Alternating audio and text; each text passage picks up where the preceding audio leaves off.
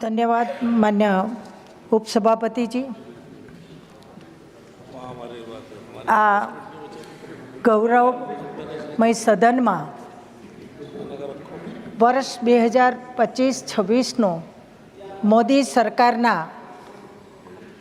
मान्य वित्त मंत्री हमारा महिलाओं गौरव निर्मला सीताराम जी द्वारा जे बजेट रजू करवामां आव्युं अने ए बजेट में शिक्षण माटे जे जोगवाई करवामां आवी छे, जे प्रावधान करवामां आव्युं छे ए माटे मारा विचारो रजू करूँ छूं।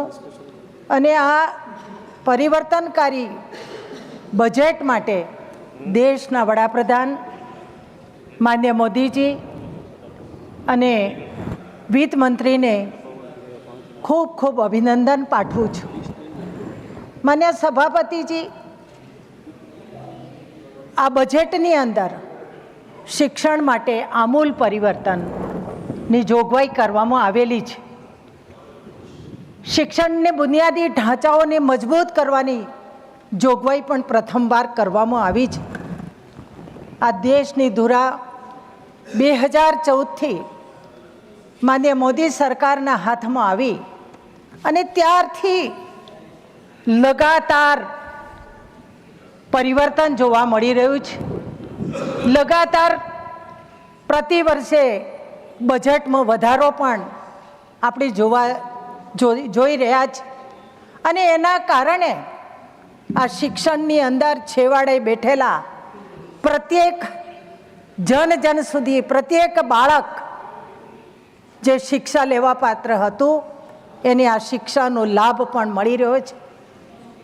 मान्य सभापतिजी, આપણે બધા જ જાણીએ છીએ વિદ્યા વિહીન નર પશુ, વિદ્યા વગરનો માણસ પશુ સમાન છે, વિદ્યા વગરનું જીવન નકામું છે।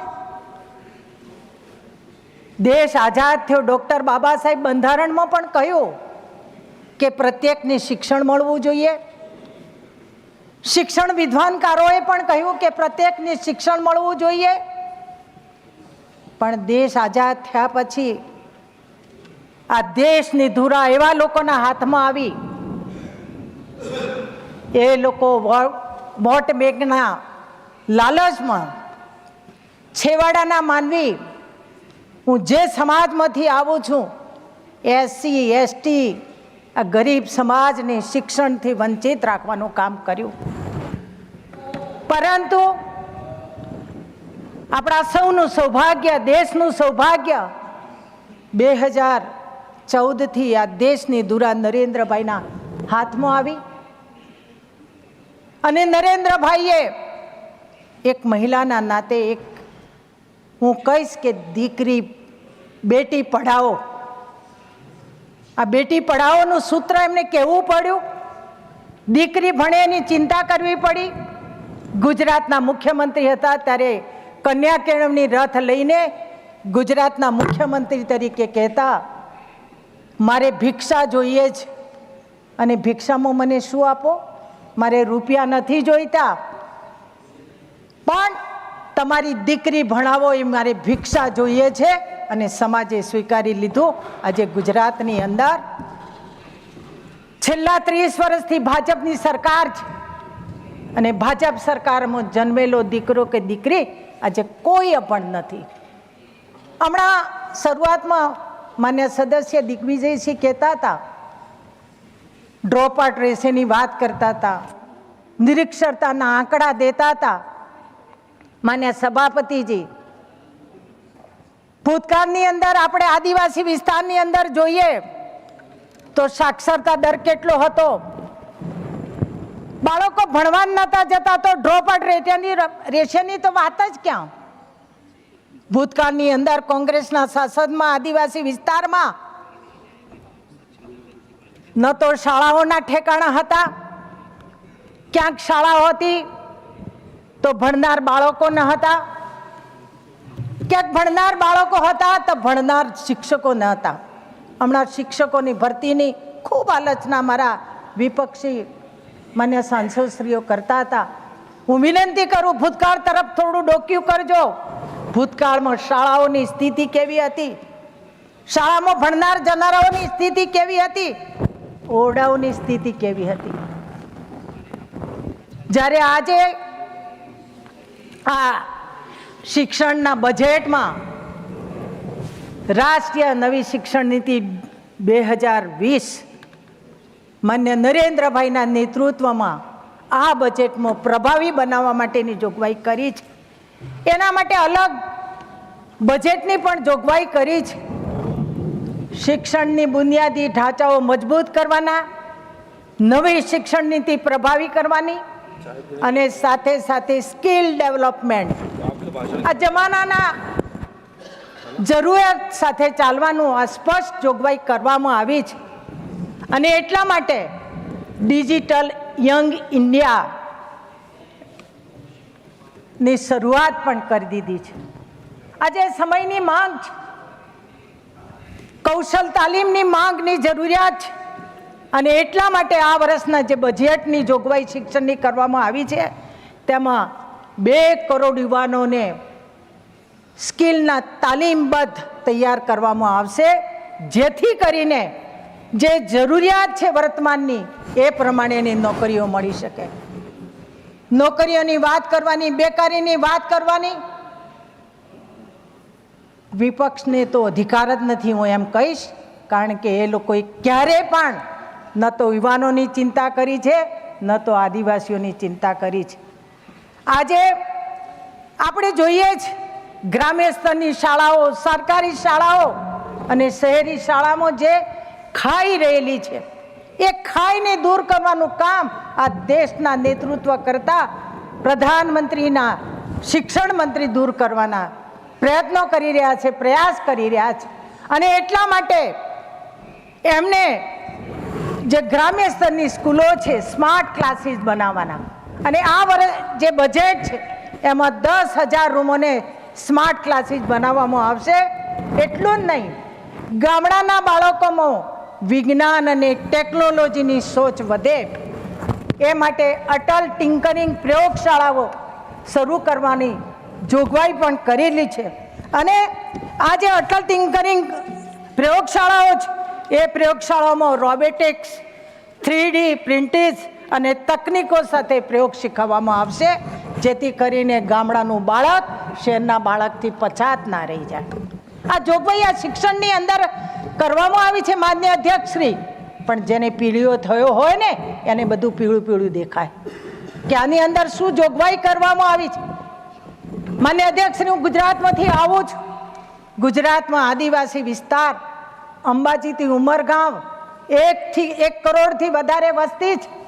ભૂતકાળની અંદર કોંગ્રેસના શાસનમાં આદિવાસી વિસ્તારની અંદર શિક્ષણની સ્થિતિ કેવી હતી, અને નરેન્દ્રભાઈ જ્યારે મુખ્યમંત્રી બન્યા અને ત્યાર પછી ડબલ એન્જિનવાળી સરકારમાં આજે કાયાપલટ જોવા મળે છે.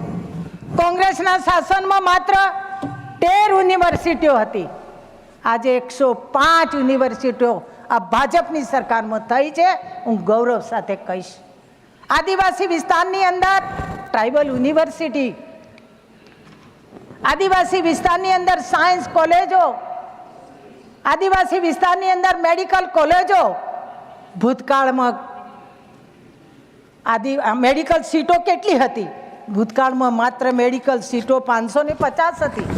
પરિણામે વિદ્યાર્થીને ભણવા માટે અન્ય રાજ્યમાં જવું પડતું, વિદેશમાં જવું પડતું, અને રાજ્યનું ધન વિદેશમાં જતું ફીના રૂપે. બાળકોની ચિંતા. અને આજે મેડિકલની સીટો વધીને 6,500 કરી છે. એટલું જ નહીં, આ બજેટની અંદર સમગ્ર દેશની અંદર દરેક જિલ્લામાં મેડિકલ કોલેજ ખોલવાની જોગવાઈ કરવામાં આવી છે. અને સાથે સાથે 75,000 મેડિકલ સીટો કરવાની. માન્ય અધ્યક્ષશ્રી, 75,000 મેડિકલ સીટો થશે ત્યારે દેશના યુવાનને વિદેશમાં ભણવા જવું નહીં પડે, આવી જોગવાઈ કરી છે. એના પાછળના ઘણા બધા ફાયદા આ દેશને થવાના છે. એટલું જ નહીં માન્ય અધ્યક્ષશ્રી, આ દેશની અંદર તાલીમ બાદ યુવાનો યુવતીઓ આવે એ માટે 500 નવી ITI ખોલવામાં આવશે. IIT વાત હમણાં કરતા હતા. 2014થી આ દેશની અંદર ભાજપનું શાસન છે, મોદી સાહેબનું શાસન છે, અને એમના વખતે 8 IIT વધારવામાં આવી છે. નો ડાઉટ 2નું અપગ્રેડેશન કરવામાં આવ્યું, પણ 6 નવી ITI વધારીને આ દેશના યુવાનોનો ફાયદો થાય એવું કરવામાં આવ્યું છે. માન્ય સભાપતિજી, આજે ગુજરાત એજ્યુકેશનનું હબ બન્યું છે, ડબલ એન્જિનવાળી સરકાર છે.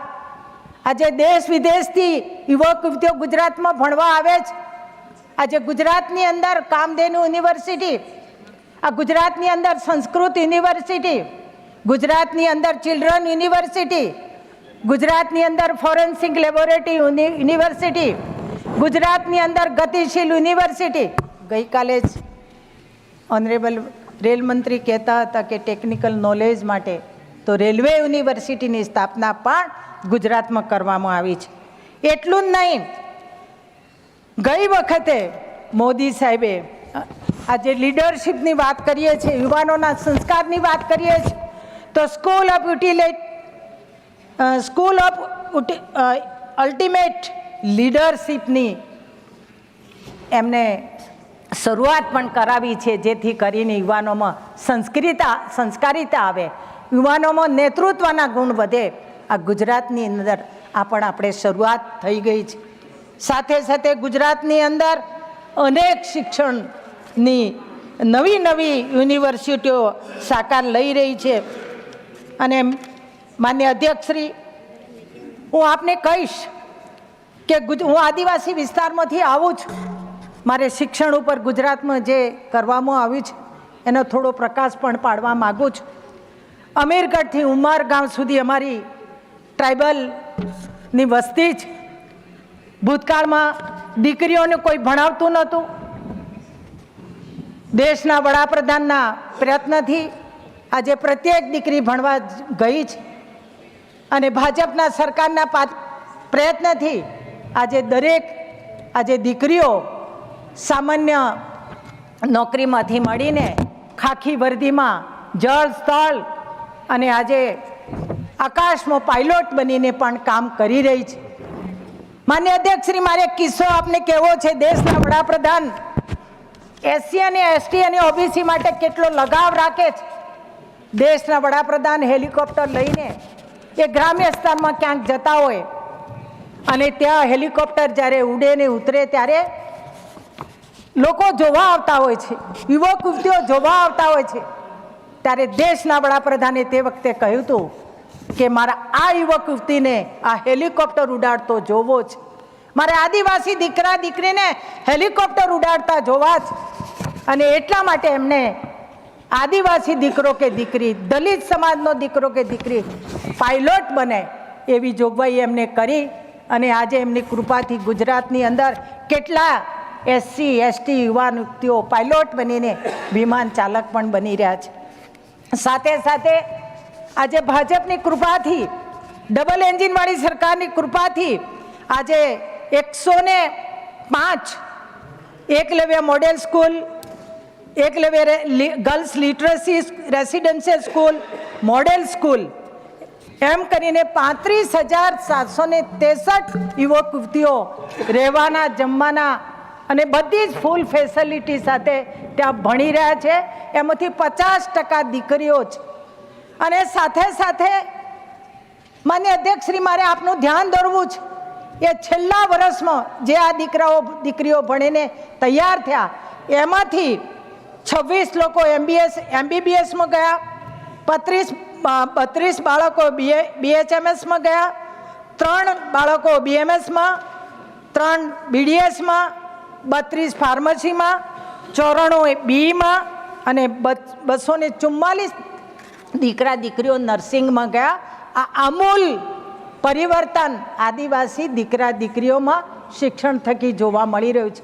એટલું જ નહીં, ત્યાં સમરસ હોસ્ટેલો કે બધા જ સમાજના દીકરા દીકરીઓ ભેગું ભણે, વિચારોનું આપલે કરે, એને એમના પ્રગતિ થાય એ દિશામાં પણ આ સરકાર કામ કરી રહી છે. માન્ય અધ્યક્ષશ્રી, દેશનું ભવિષ્ય દેશની શિક્ષા નીતિ ઉપર નિર્ભર હોય છે. અને આ દેશના વડાપ્રધાન આ પારખ્યા છે કે દેશ એને એટલા માટે આ જે નવી શિક્ષણ નીતિ લઈને આવ્યા છે એ ખૂબ જ પ્રશંસનીય છે.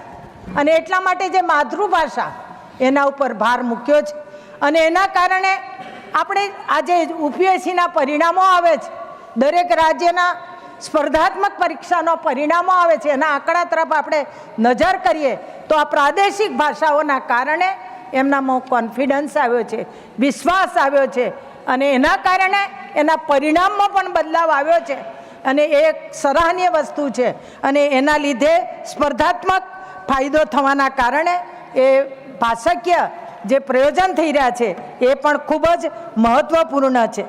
સાથે સાથે માન્ય સભાપતિજી, આ નવી શિક્ષણ નીતિની અંદર જે કૌશલવર્ધક તાલીમની બાબત કહેવામાં આવી છે, બુનિયાદી ઢાંચાની વાત કરવામાં આવી છે, યુવાનોની તાલીમની વાત કરવામાં આવી છે, એ તમામ બાબતો ગુજરાતની અંદર એક સરાહનીય કામગીરી થઈ રહી છે. અને સાથે સાથે છેલ્લે હું એમ કહીશ કે આપણે બધાએ જ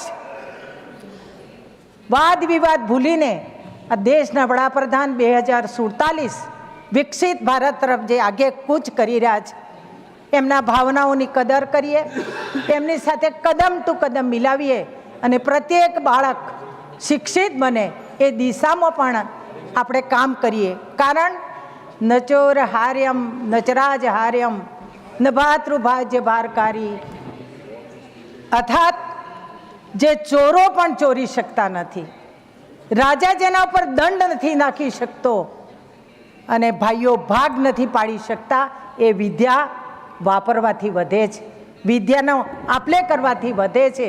એટલે દેશના ખૂણે ખૂણે જનજાતિના જે બાળકો છે, ગરીબના બાળકો છે, ભણવામાંથી વંચિત છે. દેશના વડાપ્રધાન અને અમારા શિક્ષણ મંત્રી જે પ્રયત્ન કરી રહ્યા છે, આપણે સૌ આપણી જિમ્મેદારી સમજીને આપણી આ જે નવી શિક્ષણ નીતિ છે એ શિક્ષણને બિરદાવીએ, સાથ સહકાર આપીએ અને પ્રત્યેક બાળક શાળા સુધી જાય, ભણે, એ દિશામાં કામ કરીએ. આપ સૌનો આભાર. જય જય ગરવી ગુજરાત, જય જય ગરવી ગુજરાત. ધન્યવાદ.